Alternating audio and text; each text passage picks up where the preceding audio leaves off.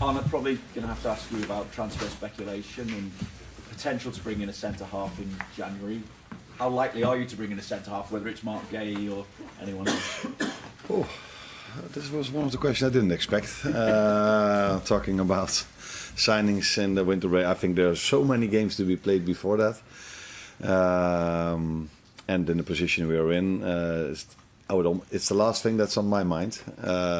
Maybe not on Richard's, but it's the last thing on my mind. So it's not a topic at all for me at the moment. We have at this moment of time 3 centre backs, where with Joe Gomez included, of course, and maybe Ryan and Wata who can play in that position. So maybe you are not aware of it yet, but we have other positions at the moment where which is a bit more of an issue.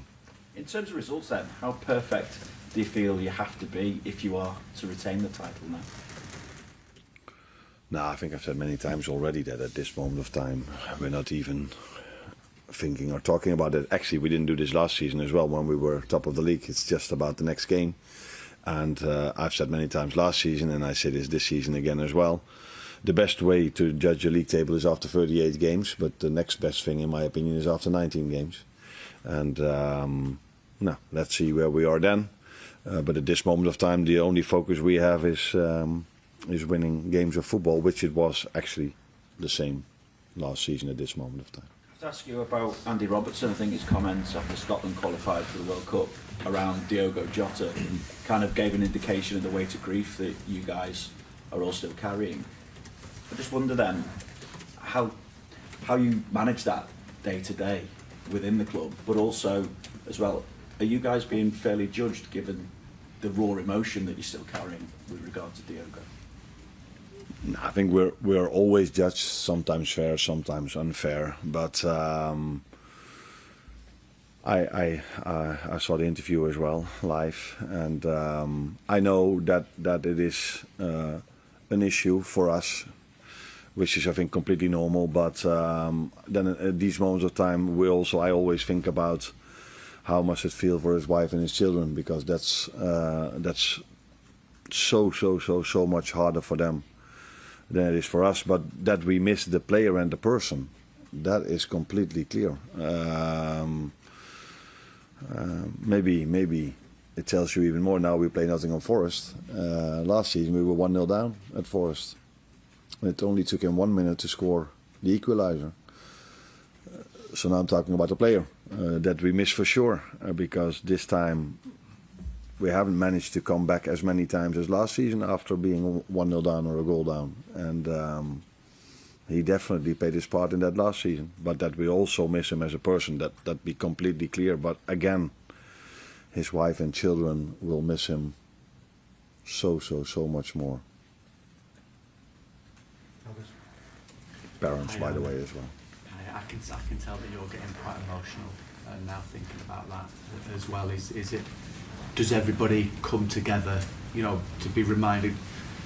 I know you don't want ever to forget Diogo, but it's that constant reminder. Is that something that is good for everyone to spur them on, or are there some other parts with that?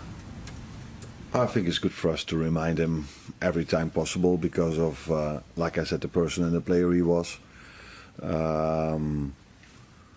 But it's impossible to measure what it does to the players and then to measure what it does to our results. So the last thing I would do is to use it as an excuse, because I don't know. What I do know is that we miss the player. That's 100% sure. And we also miss the person, but I cannot measure what that has an impact on our performances, let alone on our results. So that's impossible for me to say, and we will never use it as an excuse, because that doesn't feel right. Can I ask you about team news?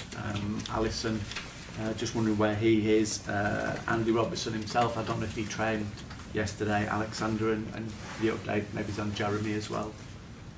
Robert didn't train for private reasons. That's the way you say, yeah. But he will be with us today. Alisson trained last week and this week, so he will be able to play tomorrow if things work out well today again. But we do have some issues after the international break, unfortunately. So Conor Bradley is not able to play. Florian Wirtz is not able to play. Those are the two, I think. Yeah. So that's that's not far from ideal. Do you expect Alisson, or will you choose Alisson to start? If he's ready to play, then he will start. Thank you. Just wonder what differences you're expecting in Nottingham Forest this season compared to when you faced them last season. Obviously, 2 changes of manager since then. Yeah. True, 2 changes. I don't think you can. No, not one manager is the same as another one. But the playing style of Nuno comes closer to the one of Sondheis than it comes close to the one of Ainge Postecoglou, maybe. Again, not similar, but closer. So I think it's probably going to be a similar type of game than it was the last time we faced them. Now, with Sondheis taking over from Ainge Postecoglou. And obviously the hectic fixture schedule won't let up over the next few weeks. I think it's 7 games in 21 days for you. How is that when it comes to bedding some of your new signings in particular in? Because some of them have had sort of varying levels of form so far. How does that affect things when you perhaps feel like, I don't know, maybe you have to change things for fitness reasons every few days? No, variation of form is not only with the new signing, that's also with the players we have. So that's always in a season that is not always the same. They're not always in the same form. But the biggest issue we've faced till now and still facing is the match fitness of the players and the time they've missed in pre-season. So Alex now, we were hoping him to play a little bit more for the Swedish national team, but unfortunately he was 1 yellow away from being suspended. So for obvious reasons they didn't play him the second time. But for us, it would have been better if he would have had a bit more minutes in the second game. I just told you about Conor and Florian. Jeremy is already out, Giovanni Leoni. So we have at this moment of time 5 defenders, natural defenders, 5 players that have always played as a defender, available for indeed 7 games in 22 days. And I don't see anyone coming back before that. So that is something we almost, I wouldn't say expected, but we knew that it was hard when you bring players a little bit later into the season. That it's harder to keep them fit, and then there's more emphasis on the ones that have to play a little bit more in terms of what you ask from them. That was one of the reasons why I played the team that I played against Palace for the League Cup. Thank you. Could you ask, what are the issues with Bradley and Wirtz? Both muscle issues. Expected to be long?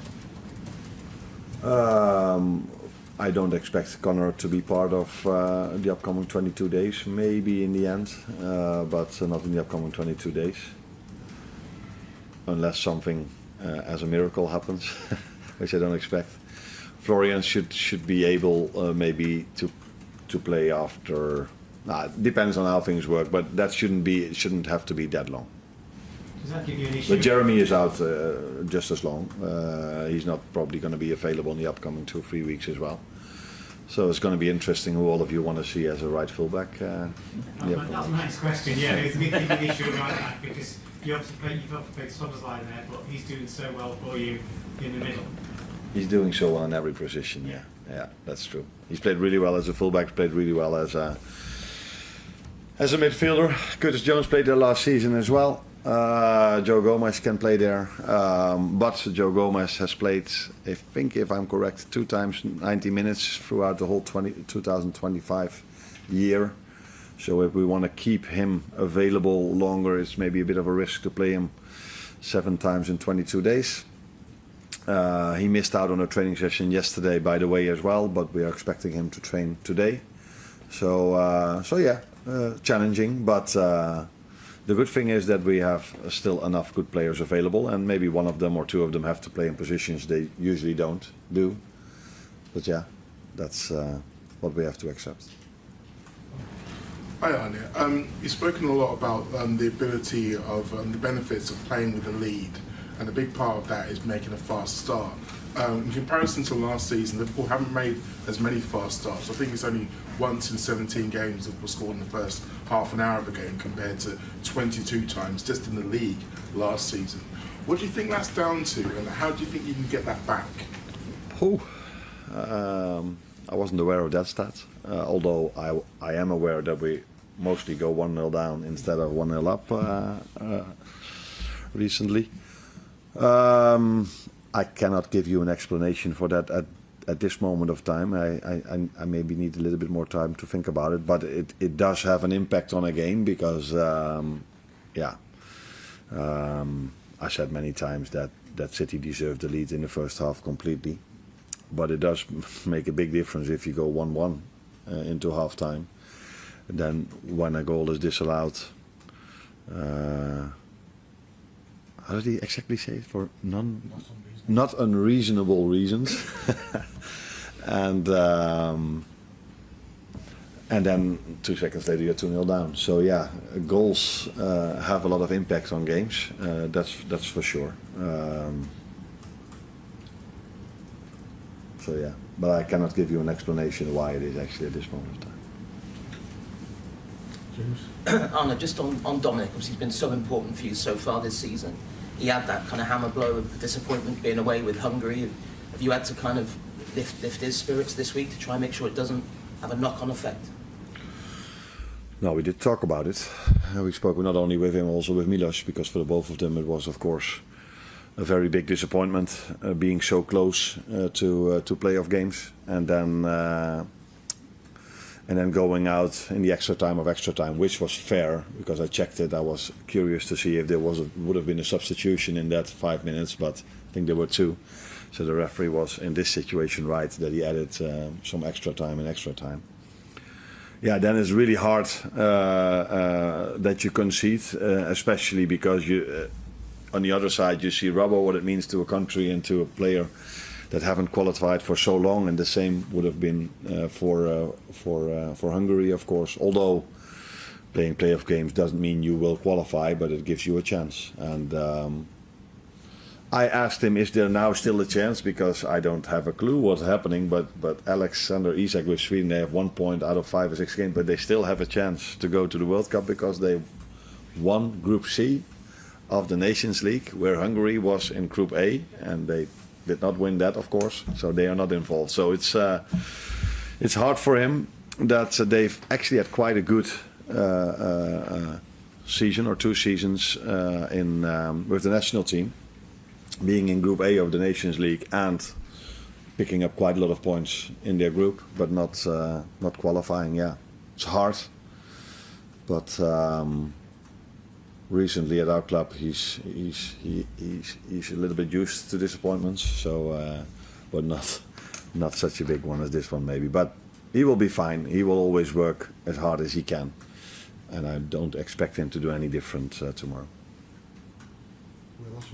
Hey Arne, Adrian Canate spoke about his contract situation during the international break. Is there any more developments on that, and is he a player who you'd like to keep beyond the end of the season? I couldn't hear you very good. Did he talk about it or? Canate talked about it to the French media. Okay.